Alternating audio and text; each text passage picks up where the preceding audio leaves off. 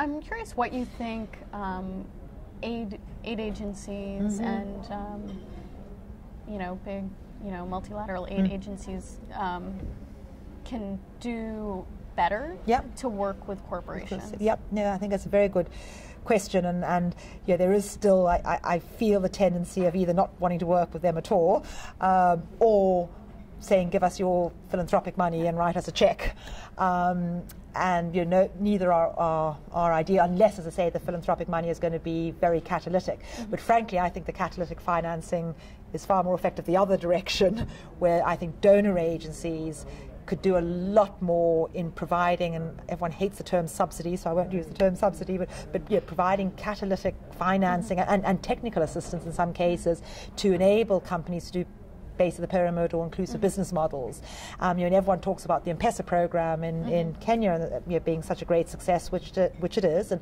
partly because the company got the business model right, but right at the outset it was a DFID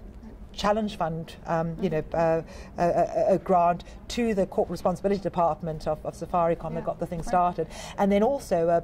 central bank governor and I think it was the Minister of Telecoms who sort of worked together to make the enabling environment work. So I think that development agencies can do three things, very important things. One is to catalyze innovation, whether it's of large companies or social enterprises, and whether it's through financial or technical assistance catalyzing. Secondly, I think the donor agencies can play a really important role in influencing enabling environments, working with governments to improve regulations, incentives, etc., for more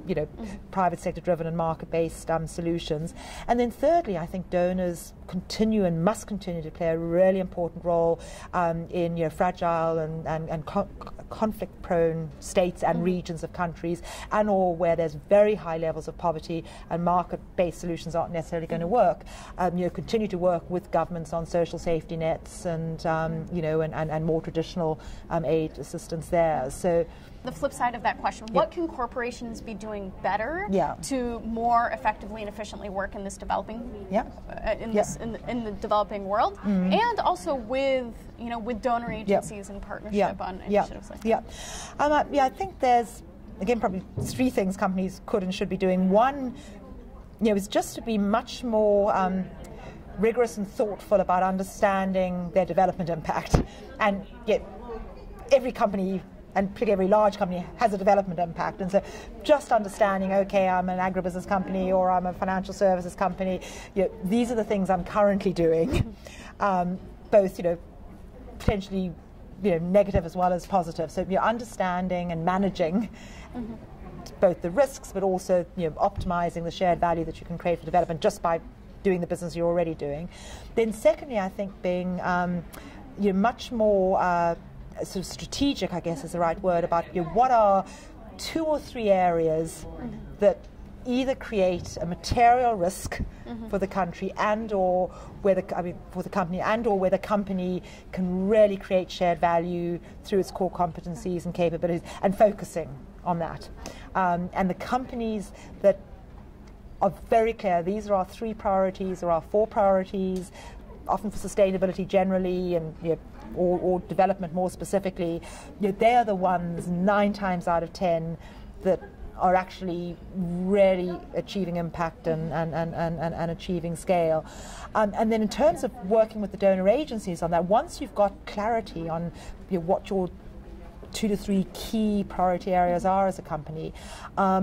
it becomes much easier to say, okay, these are the donors, these are the NGOs, these are the government ministries that it makes sense for us to work with, instead of just a scattergun approach of working with whoever comes up. So I think that understanding one's footprint, and then prioritizing and being really clear on a few strategic priorities that are absolutely aligned with your risks and or opportunities as a business, and then working with specific partners to deliver those priorities, and the partners will vary depending on what the priority is, and then again being open, almost full circle, being open to rigorous monitoring and evaluation, and having at the outset a learning partner or an evaluation partner that works with you and your other partners to do a baseline and see how you're doing as you go forward.